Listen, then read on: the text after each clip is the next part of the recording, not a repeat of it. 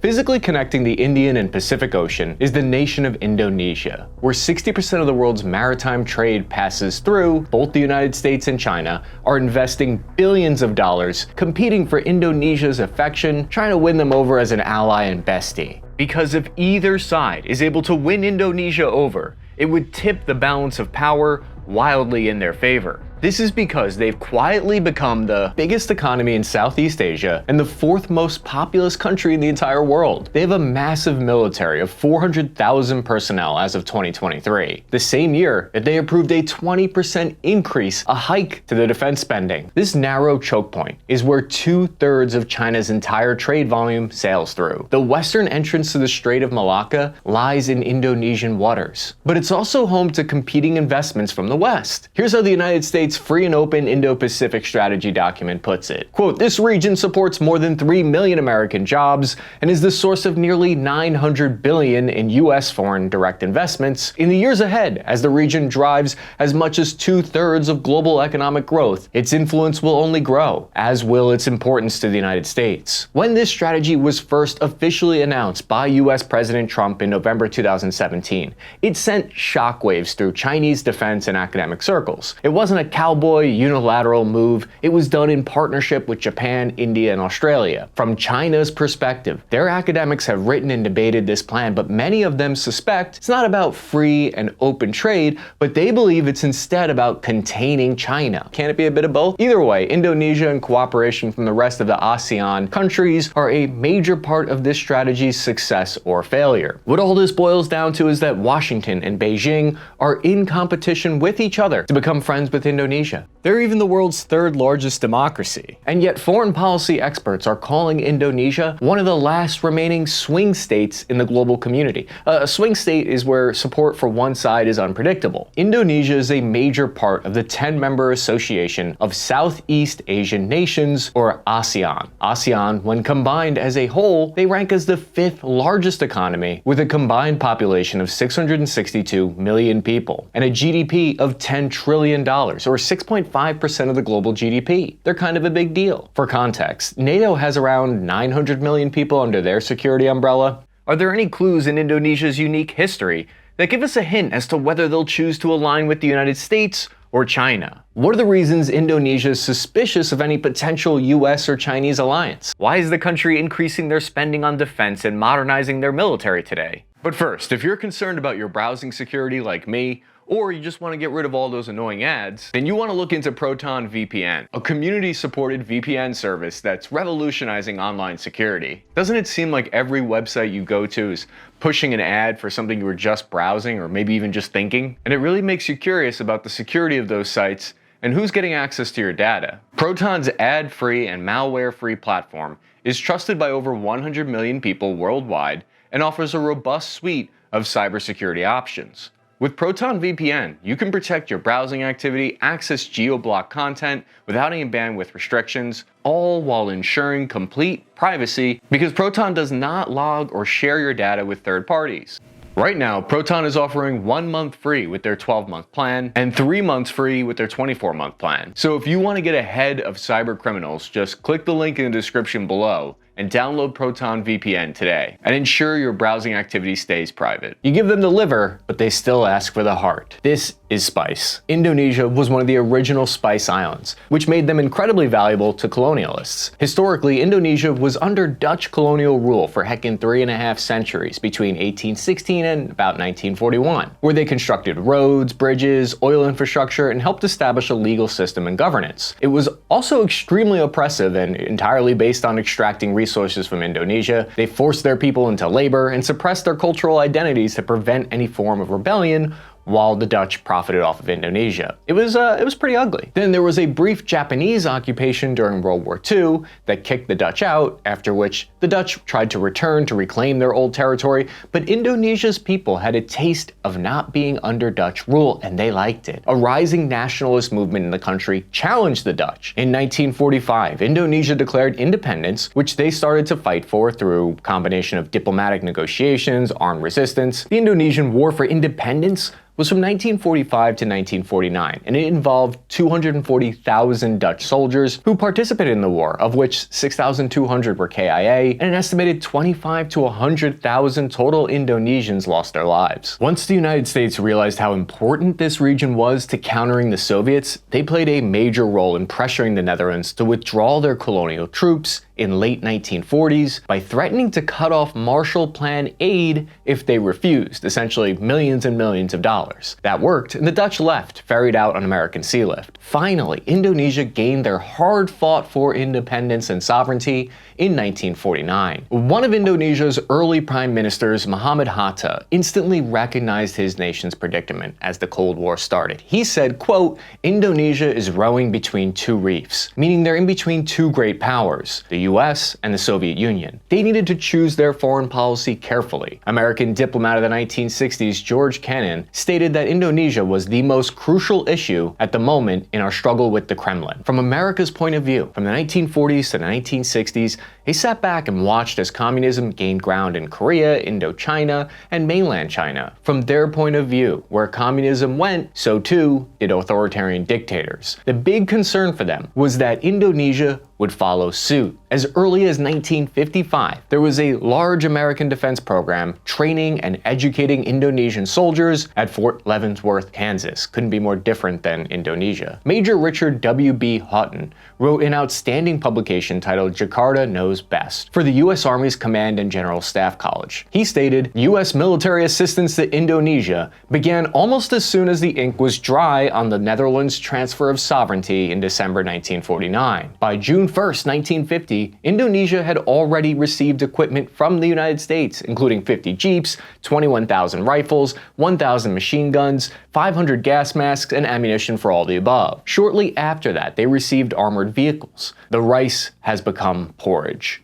But US diplomacy in Indonesia at the time was really one of the most bizarre FUBAR stories I think I've ever heard. Because a few years later, in 1957, Indonesia faced a rebellion from two of their military commanders. Then, the American Central Intelligence Agency, the CIA, were quick to support that rebellion and provide aid to them. They did this because they incorrectly assessed the situation on the ground and misunderstood the internal politics inside Indonesia. You see, they thought that Indonesia and their military was sympathetic to communism. They were unable to view the situation in terms other than that narrow black and white dichotomy of democracy versus communism. There was an internal disagreement with the head of the CIA, Allen Dulles, who was at odds with the US military leadership. You see, Allen wanted to take covert action, while the US military was advising not to do that. So, you had the US diplomats at the embassy in Indonesia advising the Indonesian military and government in their fight against the rebels, the very same rebels who the CIA was advising and aiding.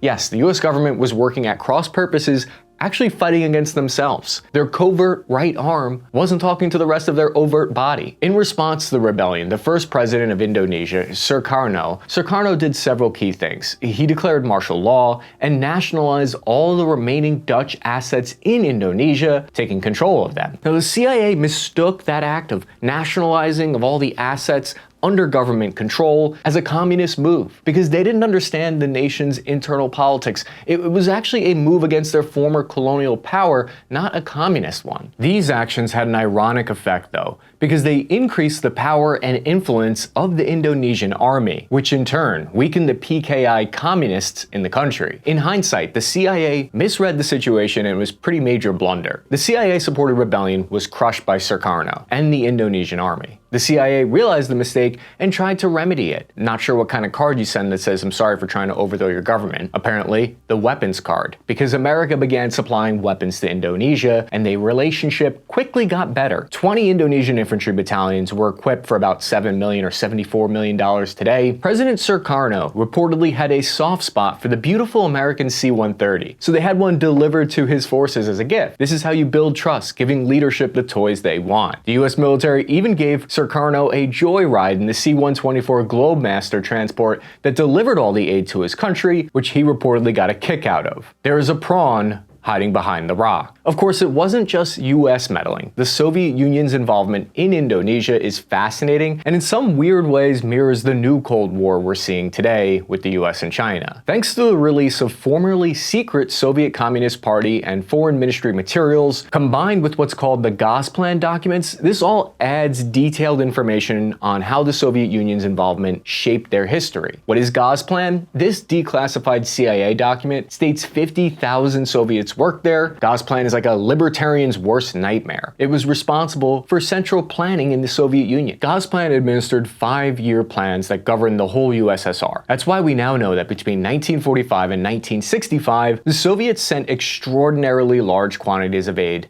to Indonesia. According to the paper written by Ragnar Boden titled Cold War Economics, 789 million rubles worth of assistance was sent during those years. Adjusted for inflation, that's 156 billion rubles or $1.7 billion today. Basically accounted for more than 21% of total aid provided by Moscow to non-socialist developing nations. Even Vietnam received less. Perhaps not so surprisingly, only 3 of the 27 civil works projects funded by them were ever completed. Where did the money actually go? You guessed it. According to the Gosplan classified data that came out after the fall of the Soviet Union, 90% of the aid was instead spent on the military. Sukarno made the decision with Soviet consent. Sukarno was getting billions of dollars in military aid from both the US and Soviets. He basically unlocked an infinite money glitch, and he was exploiting it hard. Indonesia then used their newfound power to advance their territorial claims into West New Guinea, a part of the region still under Dutch control. Indonesia also launched another military campaign into Malaysia, which failed, and historians say ended up leading to the infamous coup d'etat against him in 1965. The 1965 coup attempt by the communist PKI, known as the 30 September movement, they killed their main rival Lieutenant General Ahmed Yani, who was the commander of the Indonesian army, and 5 other generals, pretty much all of whom had trained under American military programs. The exact details of what went down that night are still of great debate by historians and inside Indonesia to this day. Some believe it was the PKI commies, while others believe it wasn't them. According to the army paper Jakarta Knows Best, what followed for sure was a systematic killing or purge of between 500,000 and 1 million real or alleged communists. This purge made the military gain more and more power, so the leader of the military, Suharto, became dictator in 1968, taking over from Sukarno. According to the CIA study of events in Indonesia, in terms of the numbers killed, the anti-PKI massacre in Indonesia ranks as one of the worst mass murders of the 20th century. The way this ties into the situation today is that many people in the Indonesian military were suspicious that the Communist Chinese Party was behind the coup attempt. Whether that was truly the case or not, I don't know. Historians disagree, and the evidence for it is very limited, if at all. I think that's a large part of why, in 1967, Indonesia helped establish the ASEAN, with originally Malaysia, Philippines, Singapore, and Thailand. It was a counterbalance against external influences in the region. ASEAN gave them a platform and strengthened their collective voice so they could pursue their national interests independently, without fear of the US, Soviet Union, or China meddling or plotting. Indonesia's foreign policy during the Cold War was an insane tightrope walking act. They played both the Americans and the Soviets for everything they were worth. We'll see how they're evolving that same playbook with some new tricks for Cold War 2.0 today. But it's important to keep in mind that its main goal is on conflict resolution. It's not focused on collective defense like an organization like NATO. The Asia-Pacific Center for Security Studies wrote a great publication by Anthony L. Smith, who's a senior research fellow, that states, a China threat to Indonesian sovereignty has been imagined in the following terms over the years. 1. A conventional assault by the People's Liberation Army from the north. 2. Chinese pressure over sea boundaries in the South China Sea. And 3. China's role in causing or sustaining domestic instability in Indonesia. So essentially, the Indonesian military, which has a massive amount of influence and control in the country, has been extremely skeptical of communist China because they fought an entire war and executed a purge of communist forces that they thought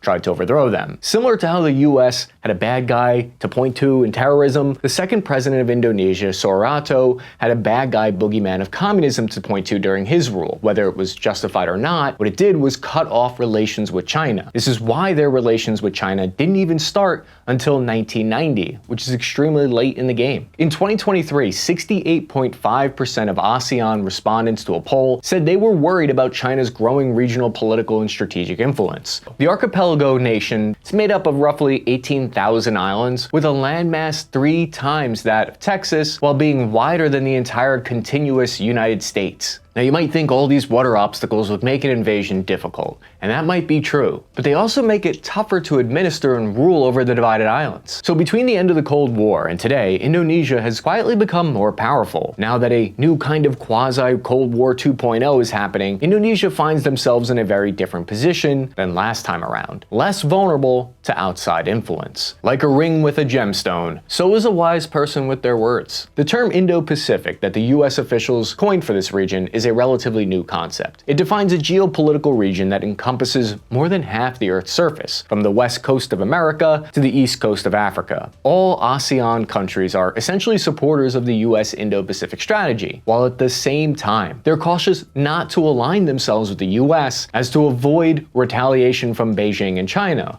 or to further stoke a military buildup in Southeast Asia. This is because China poses a major annoyance to the ASEAN countries in one way, most notably with regards to Beijing's claims to the South China Sea. In this regard, all ASEAN countries benefit from the US-led rules-based order, where maritime security is a fundamental pillar. But if ASEAN countries can avoid strategically aligning, they will. Why wouldn't they? This way they get the benefit of the security from the US and the West, and the benefits of economic development from China. In a strange way, this non-alliance prevents war. If suddenly tomorrow Indonesia were to side entirely with China or the United States, it would actually increase the chances of war. As Foreign Minister Natalegawa said, Indonesia seeks a dynamic equilibrium involving the different regional powers, and he and other Indonesians believe ASEAN, positioned at the core of the Indo-Pacific, will maintain that equilibrium. China is certainly a long-term strategic challenge for them and one of the most polarizing foreign policy questions in Indonesia today. However, from their point of view, the military threat that China poses in Indonesia is not framed in the same existential manner like many of us view it in the United States. In the West, we view the rise of China as a potential threat to freedom and security, partly because China is ruled by one single authoritarian dictator. Indonesia's greatest security threat today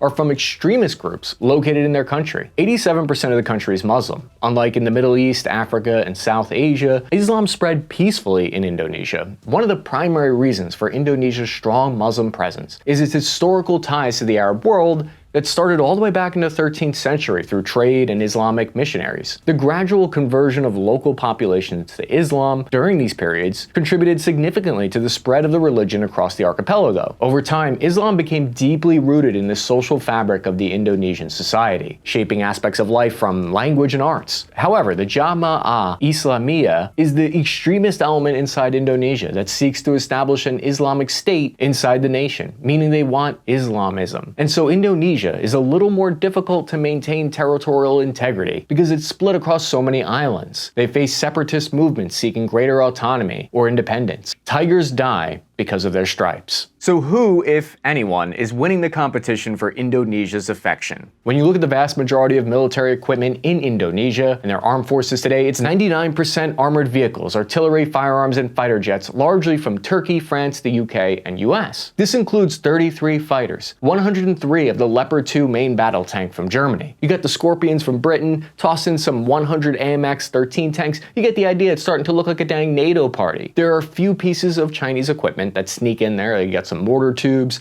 and armored vehicles, but it's few and far between as far as now. The US alone has imported $1 billion in arms and equipment to the country. The US has also conducted over 100 military exercises together and trained thousands of their officers. Western military support is great for them, but what is China bringing to the table? Since Xi Jinping came to office in 2013, the ASEAN countries assumed a much greater importance in Chinese foreign policy. China started just showering them with $5.5 billion in funding. They constructed power plants and ports. From Indonesia's perspective, to oversimplify it, it boiled down to economic versus security. Numerous studies have concluded that Southeast Asian countries rank economic development over security concerns and are generally more worried about Chinese economic influence than Chinese military threats. The last 2 decades has marked China's gradual climb to top trading partner status for all 11 ASEAN member states, becoming the #1 trading bloc for China by 2020, going from $730 billion in 2020 to $900 $175 billion in 2022. This of course doesn't take into account that the free and open Indo-Pacific strategy from the West has Japan as a partner, whose main job is economic development with the ASEAN countries, where they rank a close number 2. Essentially though, China provides the economic ties as the West provides the weapons and training, and a little bit of the economic ties. This is actually how many middle power countries are starting to see their relationship in this new Cold War security competition 2.0. The National Bureau of Asian Research and US-based think tank states, given the scale of Indonesia's economic engagement with China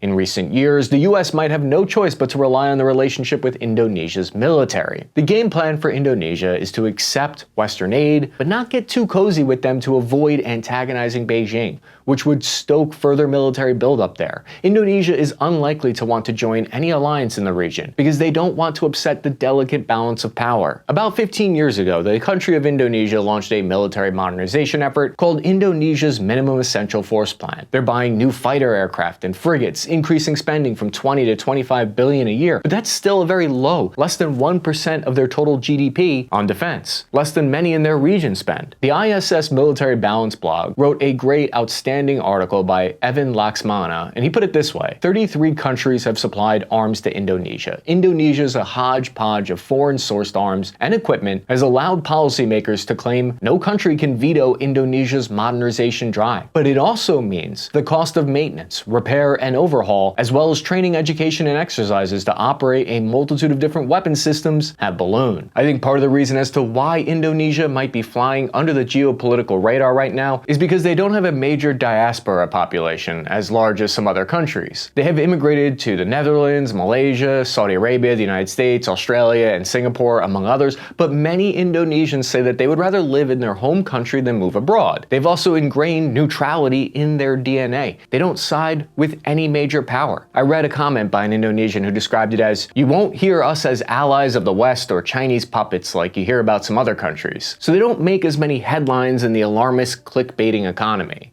Whether this balancing act of neutrality is tenable into the far future is debatable. It's clear that they will continue to hedge themselves against both the US and China, of which they remain distrustful of. Personally, I think the best way forward for the US is to use their military influence to maintain a status quo at all costs. The world's peace might just depend on the neutrality of these swing states. I'm your average infantryman, Chris Cappy. Thank you for watching. Click one of these videos if you have another minute because there's similar content.